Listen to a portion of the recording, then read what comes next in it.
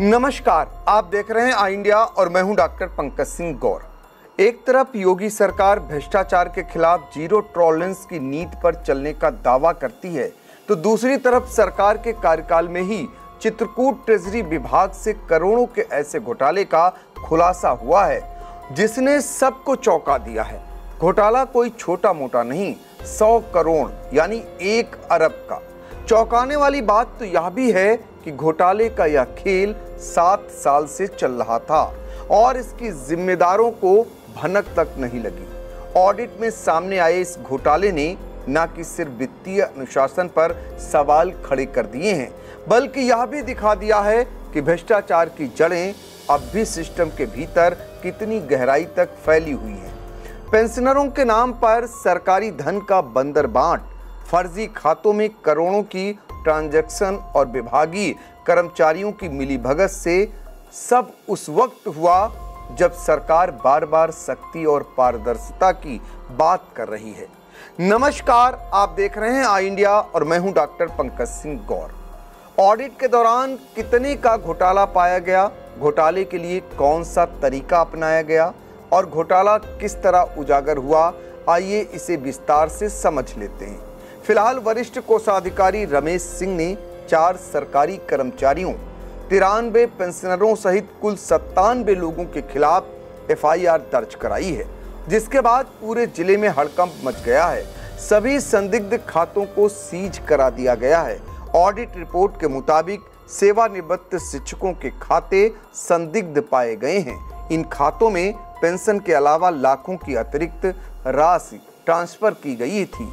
आरोप है कि ट्रेजरी विभाग के कर्मचारियों ने दलालों के साथ मिलकर एक पूरा सिंडिकेट बनाया जो सेवानिवृत्त लोगों के खातों का इस्तेमाल कर सरकारी धन का गबन करता था। खाता धारकों को लालच और झूठे बहाने देकर उनके खातों से लेन देन कराए जाते थे। सभी खातों को अब सीज कर दिया गया है और अधिकारी मामले की बारीकी से जांच में जुट गए हैं। घोटाले की गंभीरता को देखते हुए एसपी ने सीओ सिटी के नेतृत्व में टीम का गठन किया है जो अब इस पूरे फर्जीवाड़े की तह तक जा रही है।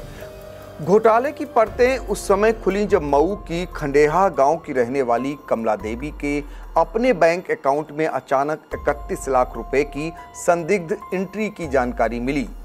जब वह कोषागार कार्यालय पहुंची और पूछताछ की तो अधिकारियों को शक हुआ। इसके बाद शुरू हुई जांच में सामने आया कि यह सब एक संगठित वित्तीय अपराध है। जांच के बाद पाया गया कि वर्ष 2018 से लेकर 2025 तक 95 सेवानिवृत्त शिक्षकों के खातों का दुरुपयोग कर 100 करोड़ रुपए की सरकारी धनराशि का गबन किया गया।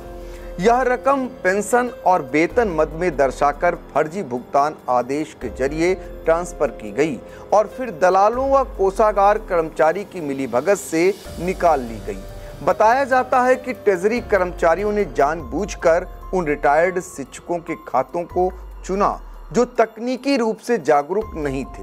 ऐसे बुजुर्ग शिक्षक अपने बैंक स्टेटमेंट या ट्रांजैक्शन पर नियमित निगरानी नहीं रखते। कुछ मामलों में शिक्षकों को यह पता ही नहीं चला कि उनके नाम पर लाखों की रकम आई और निकाली भी जा चुकी है। बताया जाता है कि एक ही शिक्षक के नाम पर बार बार भुगतान दर्शाकर रकम भेजी जाती रही और फिर उसे दलालों के जरिए निकाला गया। एक सप्ताह पहले जब विशेष ऑडिट टीम ने अभिलेख खंगाले तब जाकर पूरे खेल का पर्दाफाश हुआ। अब तक 3 ट्रेजरी कर्मचारियों की भूमिका संदिग्ध पाई गई है, जिनमें से 2 कर्मचारी जिले में रियल एस्टेट कारोबार में भी सक्रिय हैं। आशंका है कि घोटाले की रकम का बड़ा हिस्सा रियल एस्टेट में लगाया गया है। घोटाले में यह भी सामने आया है कि कुछ वर्ष में 50 लाख से 96 लाख तक का लेन देन हुआ है। सवाल यह भी उठता है कि इतने भारी ट्रांजैक्शन पर आयकर विभाग की नजर क्यों नहीं पड़ी।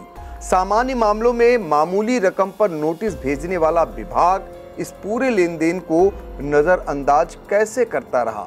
घोटाला सामने आने के बाद अब जिले के करीब 3000 के करीब पेंशनर्स के बैंक खातों की जांच कोषागार में शुरू हो गई है।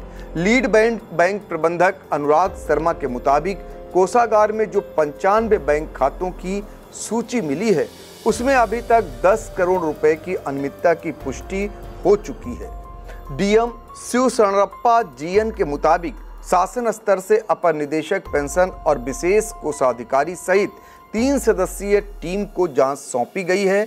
यह मामला न केवल वित्तीय अपराध का है बल्कि उस सिस्टम की सच्चाई भी उजागर करता है जहां जनता की पेंशन और मेहनत की कमाई पर भ्रष्टाचार का शिकंजा कसता जा रहा था। योगी सरकार के जीरो टॉलरेंस के दौर में 100 करोड़ का ट्रेजरी घोटाला, पेंशन के नाम पर भ्रष्टाचार की ऐसी कहानी जिसने सरकार की शक्ति पर बड़े सवाल खड़े कर दिए हैं।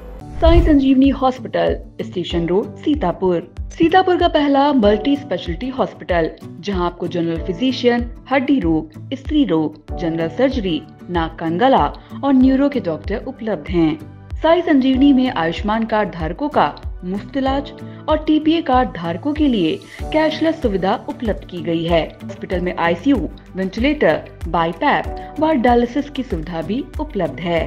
साई संजीवनी हॉस्पिटल, स्टेशन रोड, सीतापुर।